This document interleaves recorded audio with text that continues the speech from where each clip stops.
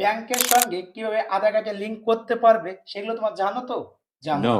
সেটা কিভাবে করতে হয় সেটাও জানো না। তো আজকে তোমরা জানতে চলেছো ২ মিনিটের মধ্যে কিভাবে তোমরা ব্যাংকের সঙ্গে আধার কার্ডের লিঙ্কটা করতে পারবে। ভিডিওটা শুরু করার আগে ফটাফট করে তোমরা লাইক করে দাও। এরকম সম্বন্ধে তোমরা ভিডিও দেখতে চাইলে ফলো করতে পারো এবং তোমার ভিডিওটা শেয়ার করে দিলে অন্যজন দেখলে তারও হেল্প হবে। চলো আমরা শুরু করি। গুগল অ্যাপ্লিকেশনটা ওপেন করবে, না হলে ক্রোম ব্রাউজারটা ওপেন করতে পারো। দুটোর মধ্যে যে কোনো একটা ওপেন করে তোমরা এইগুলো কাজ করতে পারবে। এখানে গুগলে ক্লিক করবে, এখানে লিখবে এনপিসিআই।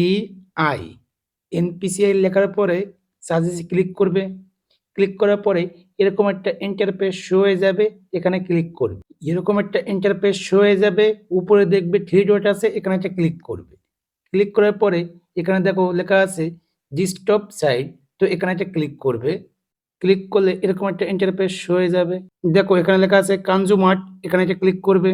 নিচে দেখো লেখা আছে ভারত আধার কার্ড, এখানে একটা ক্লিক করবে। এরকম একটা ইন্টারফেস শো হয়ে যাবে।